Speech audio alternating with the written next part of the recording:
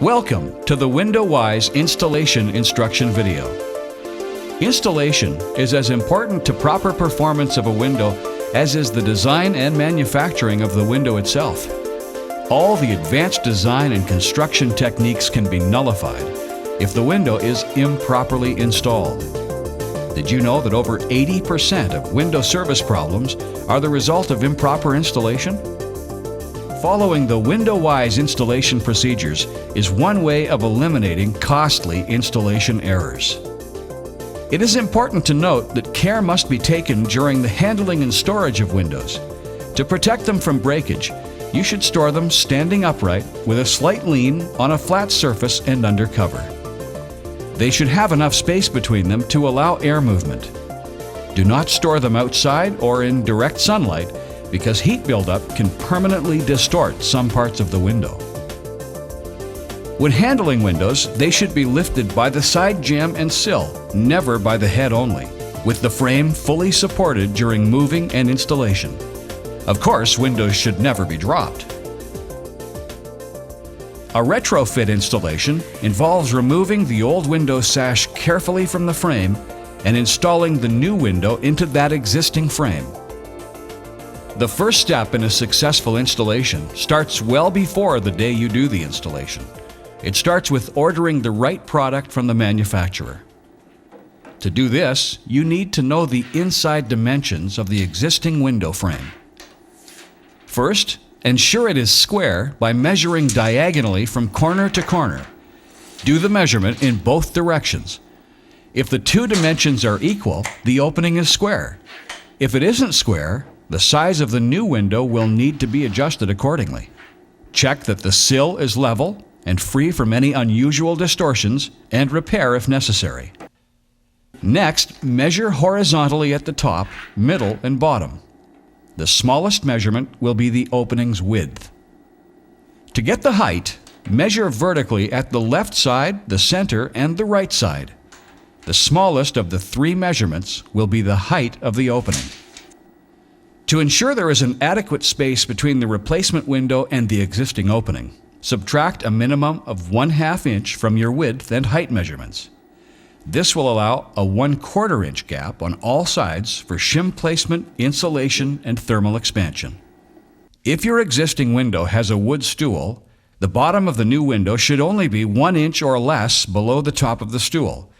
In this situation, measure from the top of the opening to 1 inch below the top of the stool and deduct 1/2 inch for shimming and foaming.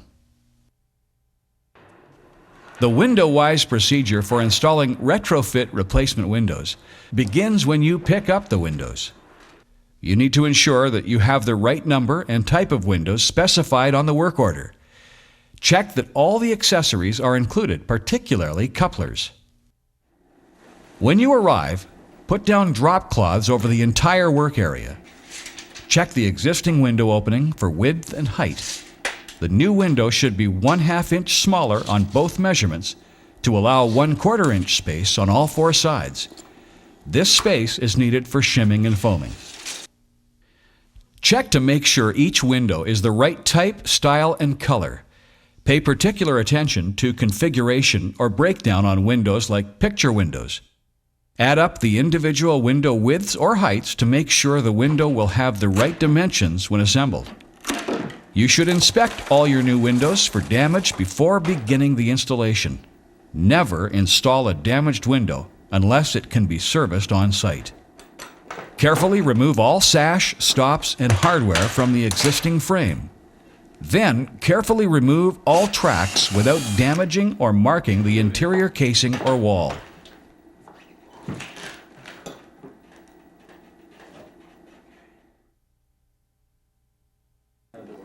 Now, cut out any mullions specified on the work order and clean the windowsill area, checking for any rotten sections in the frame, and make repairs if necessary.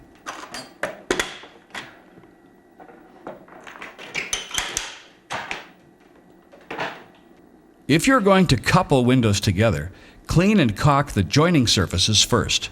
Then, using a hard rubber mallet, snap the couplers into the grooves both inside and out. Now, inspect your work to be sure they are joined evenly.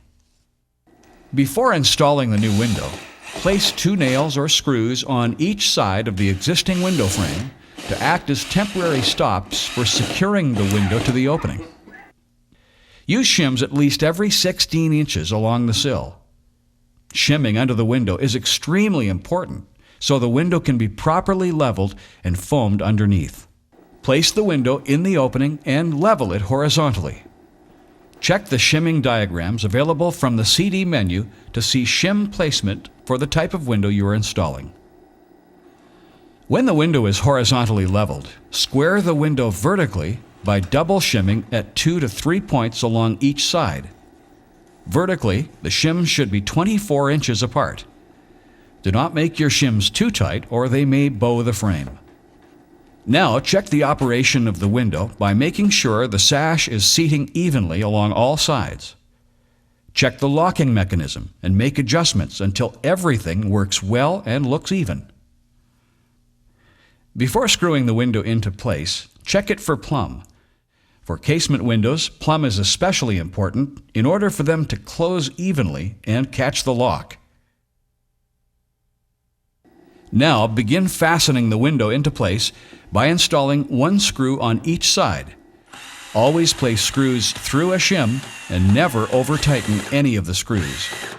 Screws are usually number 8 by 2.5 inch long, round head, steel anodized screws. Now drive a screw at every shim point along the sides. Most windows provide a removable strip that will cover any screw heads and gives a neat appearance. When you are finished, reinstall the strip. If the frame must be drilled, countersink the screw head and cover with a cap. Do not put any screws in the sill area. Wide windows over 64 inches may require fastening through the sill. If you have to screw through the sill, be sure to permanently seal it before covering it with a cap. Now check the operation and locking mechanisms again and make adjustments if necessary. When you are satisfied, cut off the shims slightly less than flush on the interior side of the window.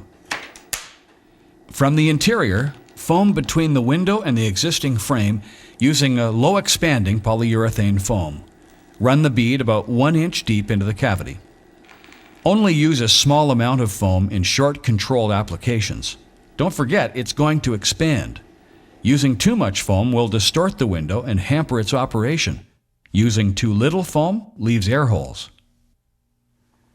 Lock the window and leave the foam to dry. Foam is cured by the moisture in the air, so too much foam means it will not set properly on the inside. It is better to apply 1 bead of foam, let it set, then come back and apply another bead if needed. When it is dry, cut off any extra foam and caulk the shims before installing the trim.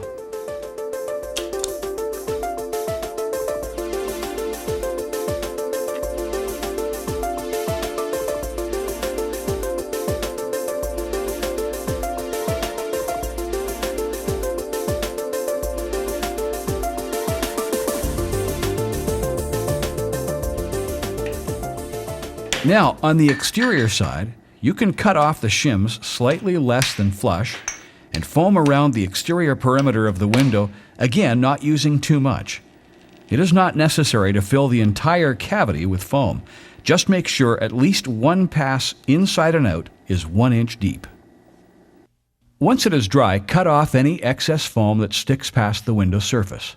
Now test the operation of the window again, making sure the sash moves easily.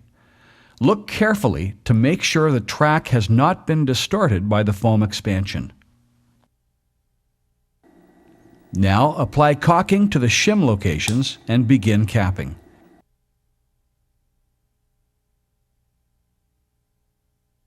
When you cap the sill, be sure it has enough slope for water to run off.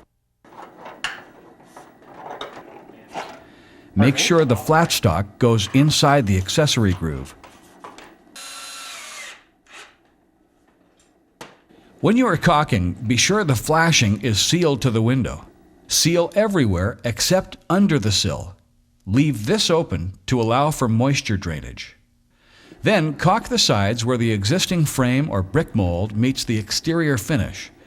This will prevent drafts and water penetration. When capping the top, bends should be installed so that no water can get behind the capping. Now it's time to clean up the worksite. Clean the glass and frame and remove any stickers. If the customer is there, demonstrate the features and operation of their new replacement window.